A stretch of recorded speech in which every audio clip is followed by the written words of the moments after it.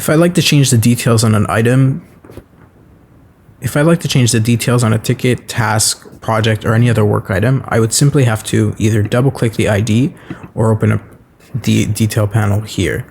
Now, sometimes you may want to make modifications to multiple items, but have it be the same modification. And the way that you can do this is that you can multi-select several items at once. And you can then click here and click modify items. It'll bring you to this panel here on the side to create a new macro. Now what you can do is you can change the completion status. So I'd like to change it to 100%. You would like to add a priority, say that we want it to be 3 stars. We would like to change the lifecycle status to closed. If you would like to change the project, you can do that here as well. If you want to add assignees or remove certain ones, this is where you'd be able to do all of that.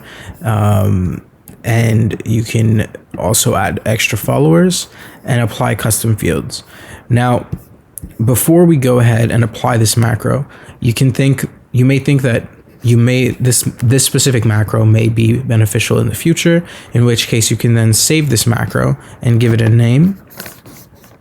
So we'll call it prioritize and finish and click save. And now I've saved this macro and it'll confirm that it's saved. And now it'll give this specific macro a name as well. And now once I have selected all my items, it tells me which ones I've selected, which properties I'm planning to change, and now I click apply this macro.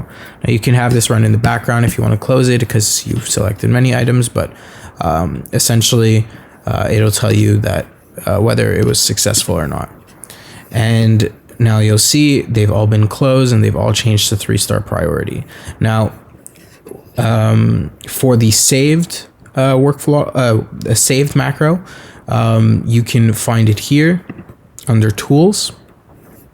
Right here, it's called prioritize and finish. Now, if you'd like to run this same macro again, all you have to do is select your items and then click on that macro and it'll open it up for you.